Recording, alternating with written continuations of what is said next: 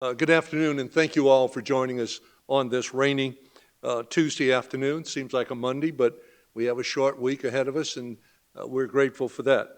I am particularly grateful for the appearance here today and making themselves available of the two chairs of the House and Senate Insurance Committees that we at the department here worked very closely with during the last session. Chairman Huval of Iberia Parish and Chairman Talbot of my home parish of Jefferson. Certainly, they and we here at the department are painfully aware of all of the challenges faced by our citizens in the aftermath of Laura, Delta, Zeta, and Ida during the last two hurricane seasons. The Department of Insurance received over 7,000 complaints as a result of the damage and devastation caused by those hurricanes, covering 800,000 plus claims filed against insurers as a result of damage suffered by our citizens as a result of those hurricanes. The recent storms also directly led to a handful of insurer insolvencies, in fact, a half dozen insolvencies, 3 of which were domiciled in our state, Access Home, State National, and Lighthouse, as well as 3 of which were that were domiciled outside of our state, and that's America's, domiciled in the District of Columbia, Mason in Gulfstream, actually, domiciled in Florida, but having 9,000 policies in Louisiana, and Lighthouse, domiciled in Southern Fidelity is the third out of state, domiciled in Florida, but with 30,000 policies at the time of its insolvency here in our state as well. We've invited you back here today to follow up on a proposal that I think will particularly and specifically address those insolvencies, and that is the bill that Senator Bowie offered for us in our package of legislation that calls for licensees, people applying for a license to write residential property insurance in our state, putting up $10 million instead of the currently required under state law of $3 million. Frankly, we copied that legislation from what Florida had done 3 or 4 years ago, raising their capital and surplus requirement for a license to do property insurance in that state from $2 to $3 million, I forget which it was, to $10 million as well. In both cases, for existing companies, there's a 5-year phase-in to get to the $5 million level and a 10-year phase-in period to get to the full $10 million level.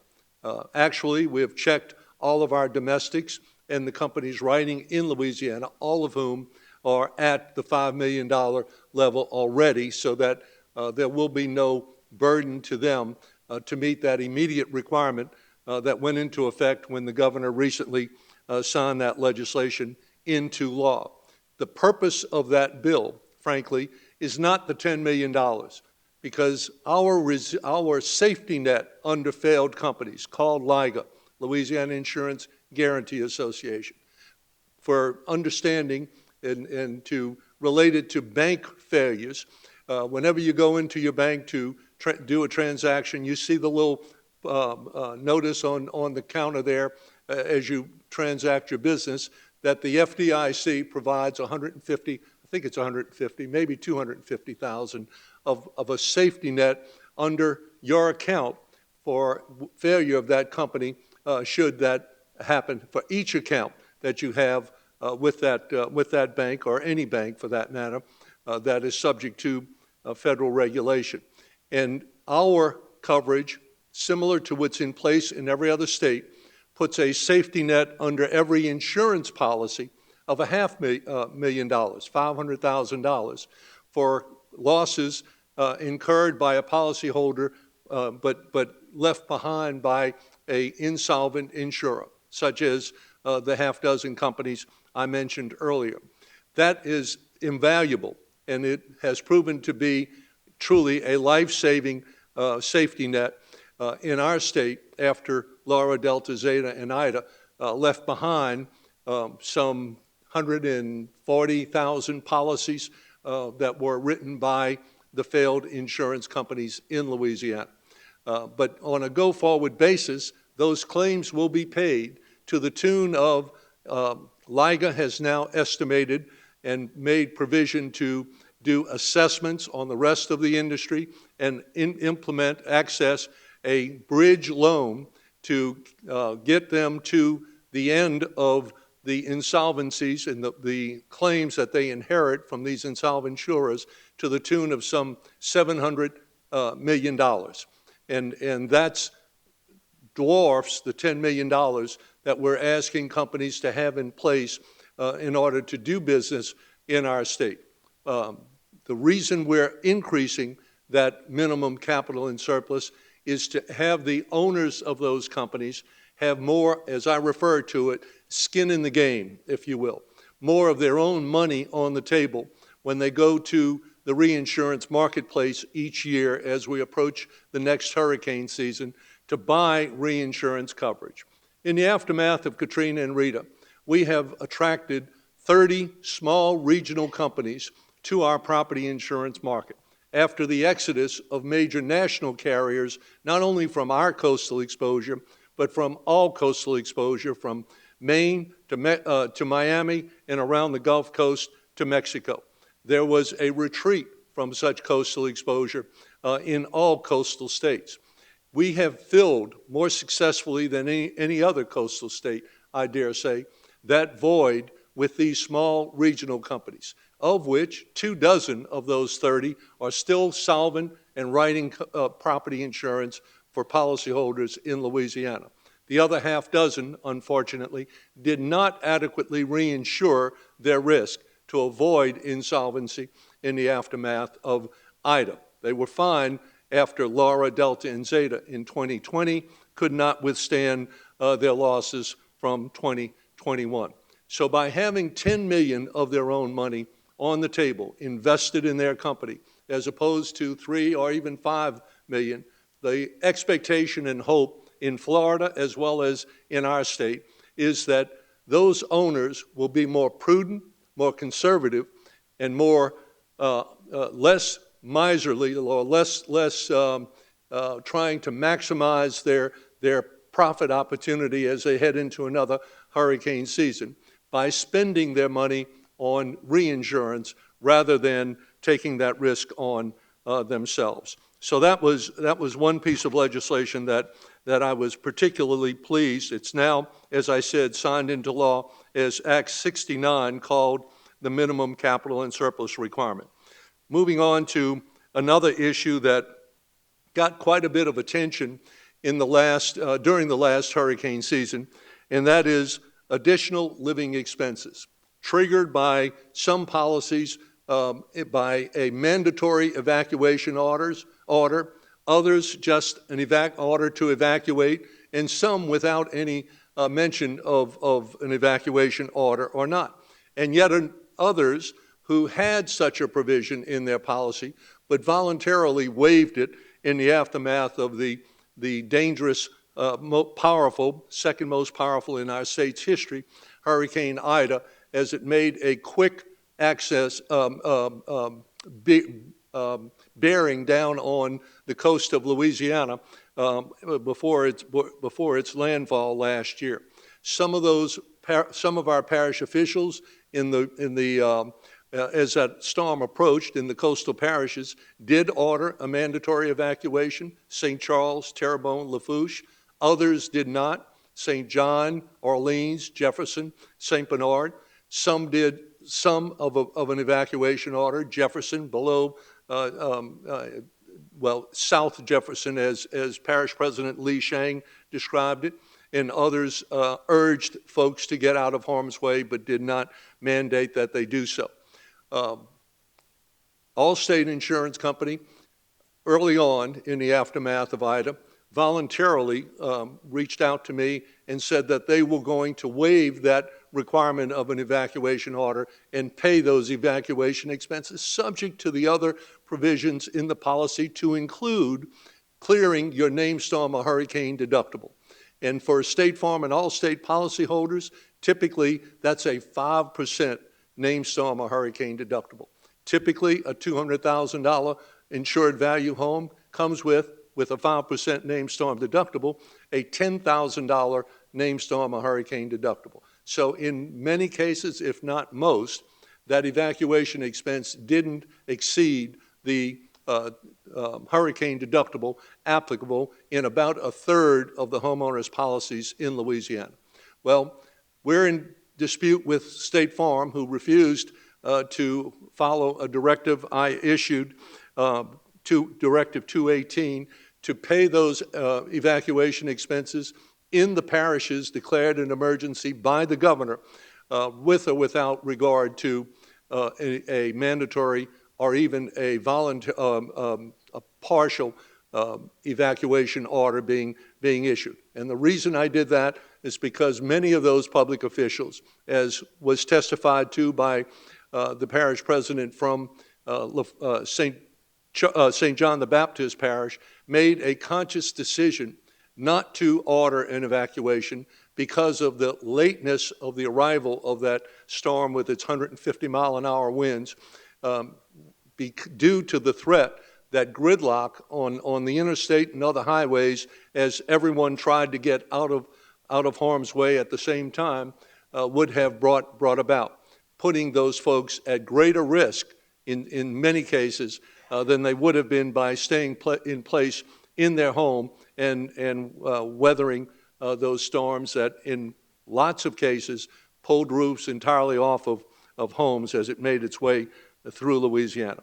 Representative Schlegel of River Ridge, actually of Metairie, did House Bill 83, now Act 434, removing the requirement, mandating that in addition to any requirements such as a policy that called for a mandatory evacuation or an evacuation order of any sort be triggered before coverage would kick in for those expenses, now is replaced by the totality of the circumstances surrounding the approach of that hurricane, conditioned on, limited to only those parishes declared an emergency by the governor, but those coverages must now be triggered with or without regard to the issuance by a local official of a mandatory or any form of evacuation order at all. It's just one factor now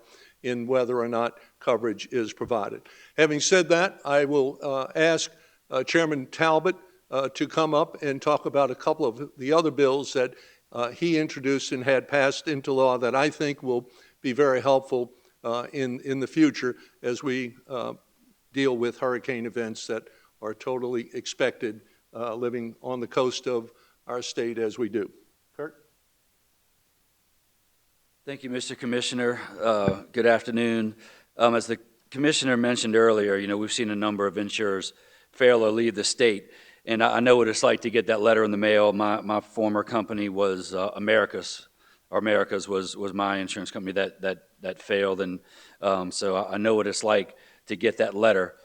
When we talked about what we wanted to do this session back as early as February and March, the main thing we wanted to do was make sure that the insurance market is working better for policyholders as we move forward.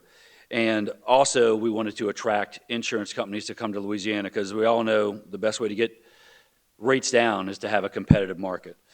So I'd like to talk about some of the bills that accomplish those goals. The first bill I did was the Insurance Incentive Program, which was a program that was done by former Governor Kathleen Blanco, which was a really great program.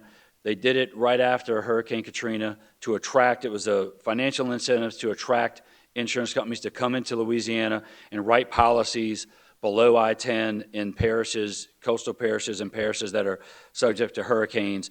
We passed that bill overwhelmingly. That will begin in 2024. Funding is going to be the biggest issue. How much money are we going to be able to put aside for this? But that's something that we can deal with next session. The The three adjuster rule bill was a bill that I filed in collaboration with the commissioner in his office. You know, one of the biggest complaints we still hear from constituents and that we heard when we traveled around the state was multiple adjusters not answering the phone. When they got a new adjuster, they had to start the whole process over. So what this bill did would say if you're on your third adjuster in a 6-month period, that the insurance companies are required to give you one person that is going to be your point of contact and someone that knows the claim, knows the process, and gives you a written status report of your claim. And that's, again, that was one of the biggest problems we had. Constituents were on their third or fourth or fifth adjuster. They had to produce all the receipts again, go through all the, what happened, tell me what the damage was. So this bill says, again, when you hit that third adjuster within a 6-month period, you're going to have one point of contact after that. They're going to give you a written summation of your claim, tell you where you are, and hopefully that will simplify the process. You know, as a business owner, I know what it's like to deal with turnover in employees, finding employees with the pandemic, and unfortunately, adjusters were not immune from that. So you had a lot of things working against us, trying to get as many adjusters as we could here. Plus, you still have adjusters working on other storms around the country as well. Next, I'll talk about Senate Bill 163, which is now Act 80, which deals with the catastrophic claims process. This was a bill where we put together a catastrophic claims process disclosure form, which consolidated your explanation of benefits. It explained the whole process on what you're going to go through, what to expect when you have to make a claim. And more importantly, it also talks about the supplemental claim process. One of the things that we discovered is that a lot of people were worried that if they took that initial check, that initial settlement, that was it, that they'd never be able to take another bite at the apple if they found more damage, or maybe the adjuster missed something, maybe they found more cracks in the wall or more damage to the roof. And, that's not the case. You can make a supplemental claim at any time during this process, so you can go ahead and take that initial check to get started. So that's something that's going to be in this explanation. Also, and very important, the procedure for filing a complaint against insurance companies. Time and time again, I'll get phone calls saying, my insurance company didn't do this, they didn't do that. And I'm like, well, did you complain? Did you call the insurance department? No, I did not. And I tell them, you really need to complain and you really need to get on the record. And this is, again, in this form, will show them the easy, expedited way on how to do that. It also helps you navigate, this claims process on what you can expect and what's going to happen. We also, I want to thank my colleagues in the legislature. We had a lot of bipartisan support on these bills. Like the commissioner mentioned, we had Senator Bowie, he's a Democrat. I'm a Republican. We had independents that we all kind of came together and understood that we've got to do some things to make this process better. And this is something that's ongoing. We had a round of town hall meetings after Laura. We had town hall meetings after Ida. We'll do town hall meetings, once this hurricane season is over, to continue to make this process better and to work for policyholders in the best way possible. And with that, I'll turn it over to Chairman Huval.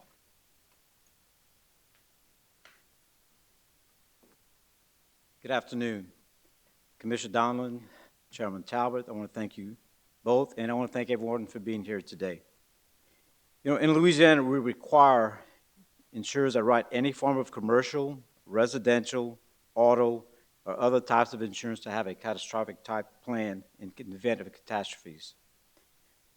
These plans describe how the company will respond in the event of a catastrophe that affects many of their policyholders. A lot of times what was happening after these multiple hurricanes that we had, the companies were just not prepared to respond in what was needed, what they were being faced with. They didn't have an in-house plan. Many of the smaller carriers did not even have in-house adjusters. So they were trying to respond after the fact. What this will do, it will require that a formal plan, be filed with the insurance commissioner. My catastrophe response plan improvement bill, House Bill 521, which became and is now Act 157, expands the requirements on what information is included in the insurance company's catastrophe response plans. The bill specifies that a written response plan must include an emergency contact for essential personnel, alternative work sites to be used in the event of a catastrophe, procedures for claims processing, plans for distributing catastrophe claims information to policyholders, methodology for determining the number of adjusters needed, and more.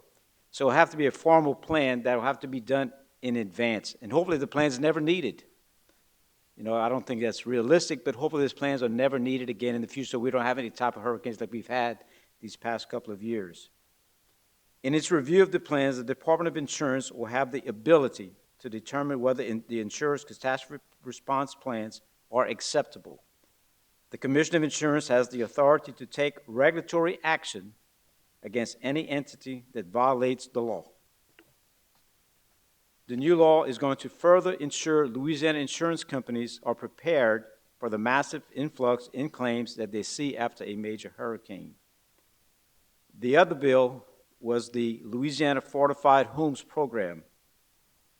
One of the best ways you can prepare for a hurricane is to have a stronger structure, stronger materials, better constructions, methods when building or modifying our homes. It's proven that it's worked.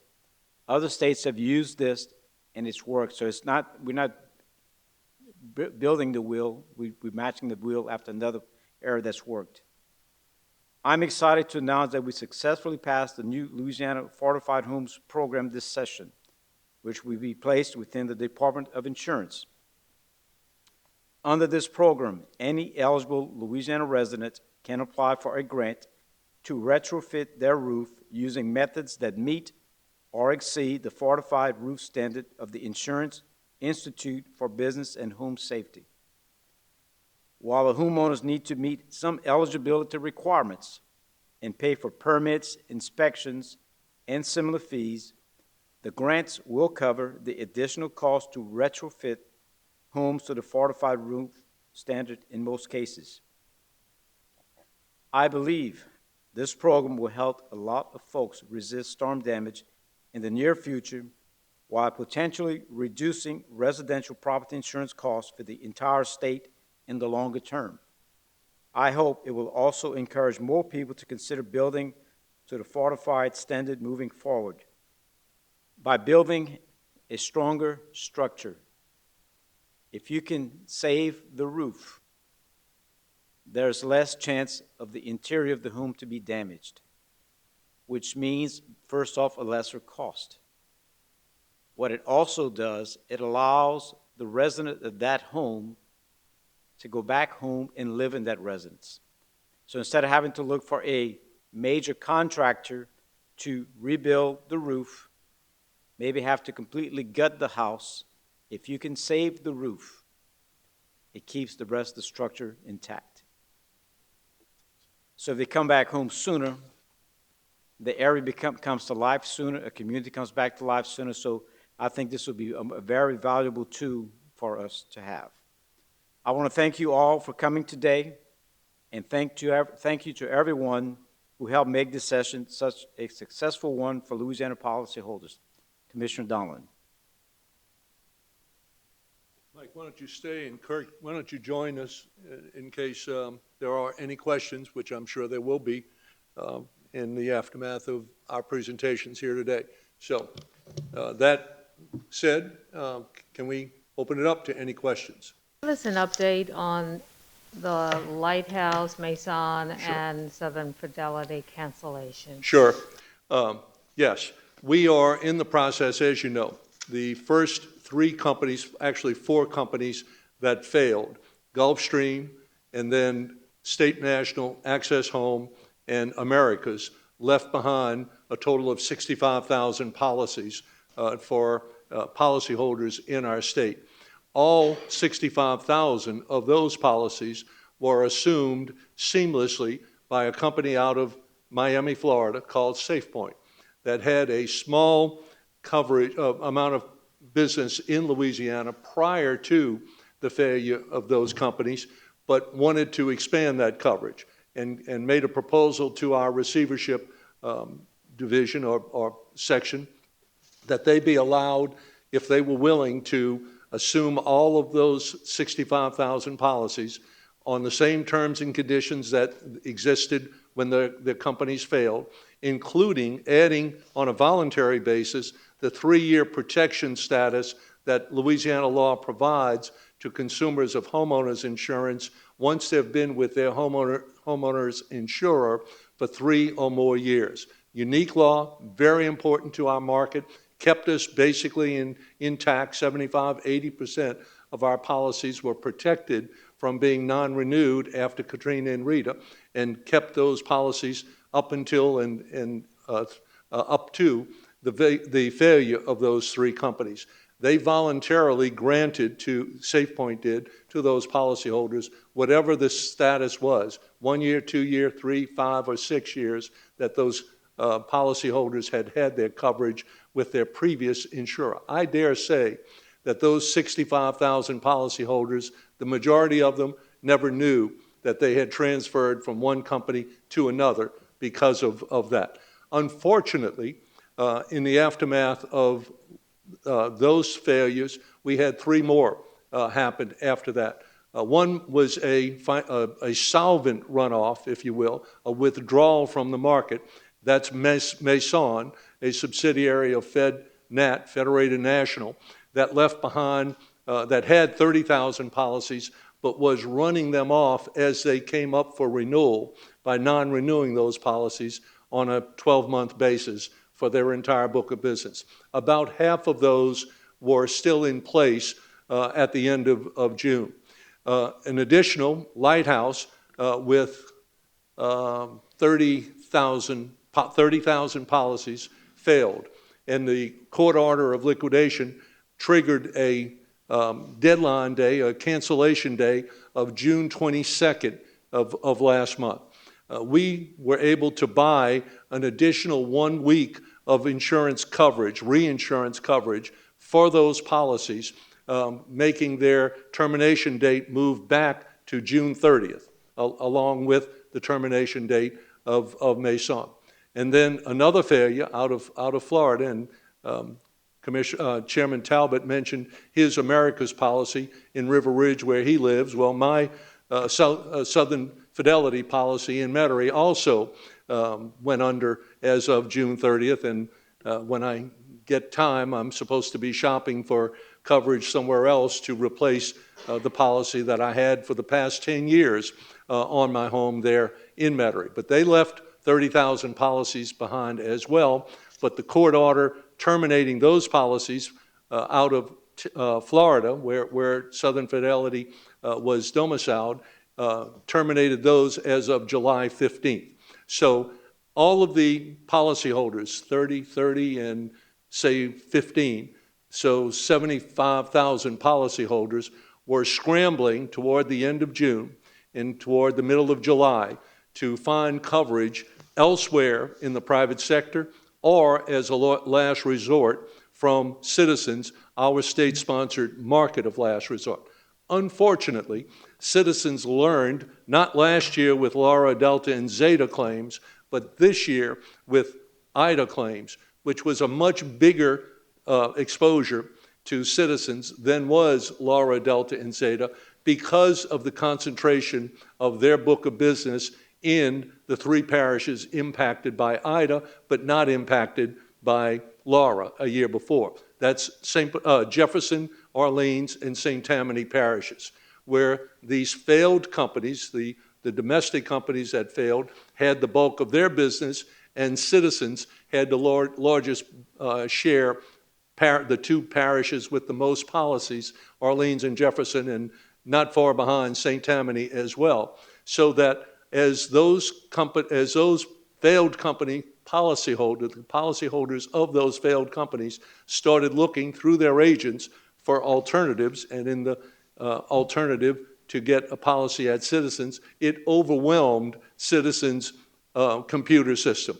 And that caused agents all over the metro area in particular to bring staff in before 8 o'clock in the morning and after 6 o'clock in the evening because of the greater ability to access the website at Citizens to get quotes, because every property is priced differently depending on how large it is, how old it is, where it's located, et cetera, and then to get an application submitted on behalf of a policyholder to get a policy in place.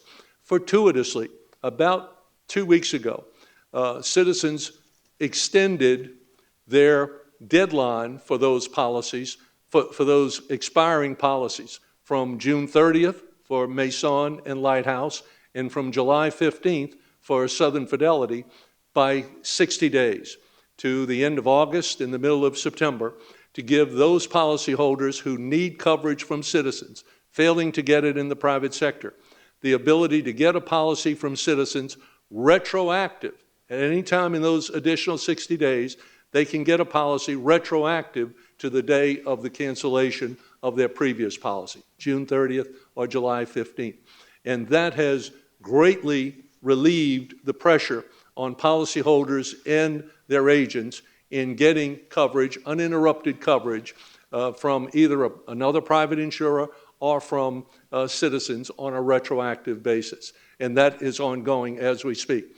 On a call Friday afternoon with the IT folks from Citizens, who I'm going to meet with in Metairie on this Friday afternoon, they said that they are expecting delivery of an expanded IT capability, hardware, to significantly increase their ability to process applications. That is supposed to be arriving within the next, I say, 2 weeks. And the decision we discussed on Friday is, do we dare shut down what we have over a weekend or over a night to put in a new system with bigger and better capability, with the risk of it being not as smooth a transition as we hope for? Temporarily, they have been able to add capacity to their existing system and create an A system and a B system and move some of the applications and some of the policyholders from some of the agents, with the larger books of business, from the existing A platform to the B platform, which had been isolated for use by staff to accommodate a greater number of applications being processed. I know I said a lot. I'd be happy to try to shed some light on any of it if you'd like to follow up. So improvements are being made to the Citizens website, but because, are there still problems, and do you anticipate a further extension beyond the 60-day? No. Because? No, we do not. There is some exposure to Citizens for gaming of the system under the new rules for retroactive coverage to be made available, but it's minimum and affordable from a Citizen's point of view, in the interest of policyholders and their agents being able to meet the deadlines that the court had put in place for those 3 failed companies. And forgive me, Yeah. I think the last time I was here, it was said that Southern Fidelity had some 42,000 policies. Is it now 30,000? I'm getting nods in agreement, so I stand corrected. Sorry about that. 42. It is 42,000. And is Maison 15,000 or 12,000? It was 30,000 when they went into solvent runoff. But since that day, June 1st, about? Anybody? No? So 12 to 15,000, because Is remaining. I heard the last time 12 to 12,000. 15,000 is what's 15. remaining, or Okay. was remaining at the end of June 30th. All right. right. Thank you so much, and forgive me if we have to tip out. I have to be on No, the air at 4 Take o'clock. off. Thank you very much for being here. Yes, ma'am. Good afternoon. Hi. Hi. Given those 6 companies that Can you tell us who you're with? I'm with WBRZ, Oh, good. Glad to Hello. have you. given those 6 companies that failed or left or whatever collective term you want to use, are you worried about the future of private insurance companies covering people in Louisiana? I am, but this was a worst-case scenario, I do believe, because of where it hit, central of our coast, Port Fourchon, in the very center of our coast, and the traditional, not traditional, but historical worst part of any hurricane event is the northwest quadrant as it makes landfall. By worst, I mean the most powerful, therefore the most damaging. So if we have another, as we had last year with Ida, then certainly I would be worried. But we have a new season, hurricane season, which brings with it a whole new reinsurance portfolio for all of these companies. These small regional companies really, I sometimes refer to them as glorified TPAs, third-party administrators, because in some of their cases, they're manned or staffed by just 24 employees.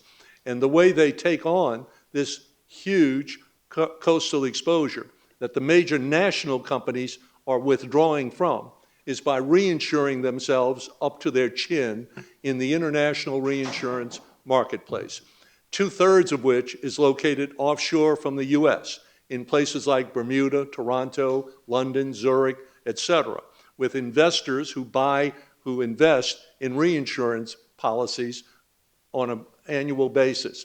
And so these small companies buy reinsurance. Maison, for example, couldn't get reinsurance. That's why they went into a solvent runoff. They're not insolvent, but they didn't have capacity to take on a hurricane season because they couldn't afford the cost of reinsurance for this hurricane season. That capacity was challenged not just by our last 2 hurricane seasons.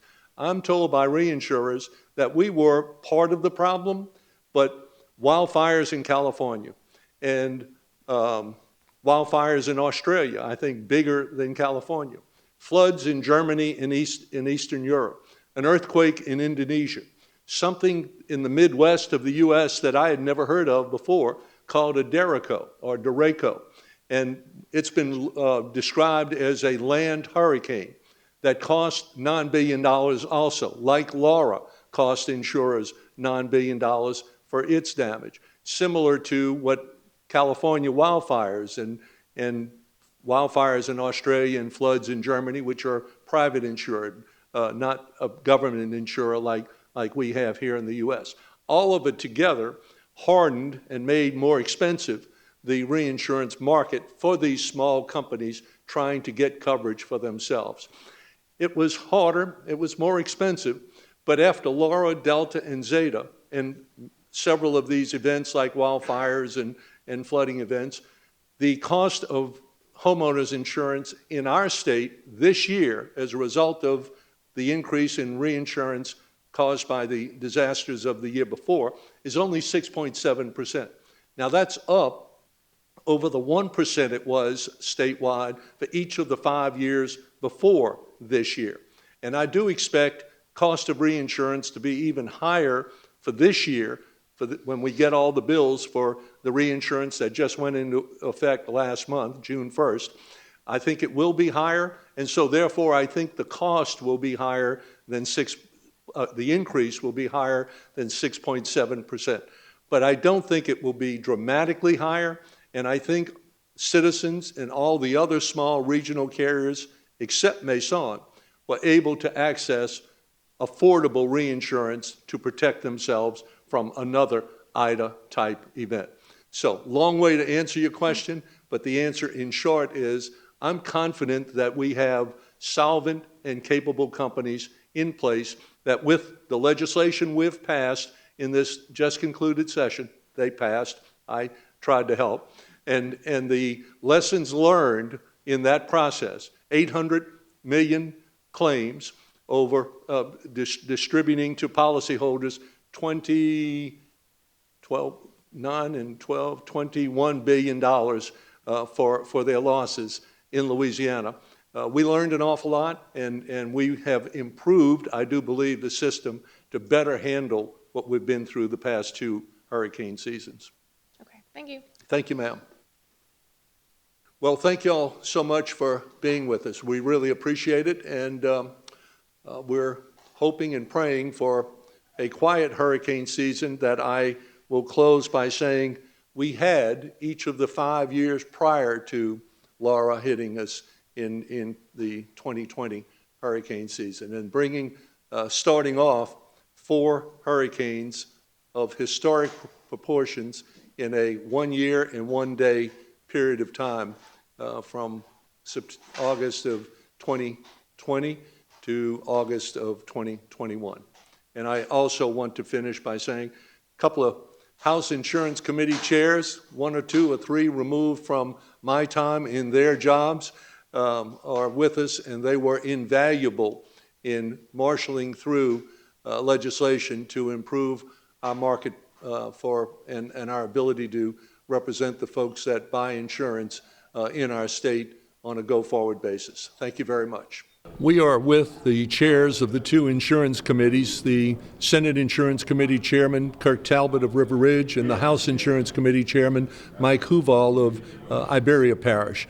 And I joined them today to report on what we consider to be very successful outcome in the recently concluded legislative session, putting in place protections for policyholders from the lessons learned during the 2 horrific hurricane seasons that our state has just experienced. What is your feeling regarding the level of protection for people in Louisiana this year compared to this time last year? Well, first and foremost, I think the remaining companies still writing in our state, primarily about 20 companies that write 80% or more of the homeowners insurance in Louisiana, are better capable financially to meet even catastrophic events like Hurricane Ida now than they were before. We lost some of the weaker companies from our marketplace, and we've put in place higher requirements, financial requirements,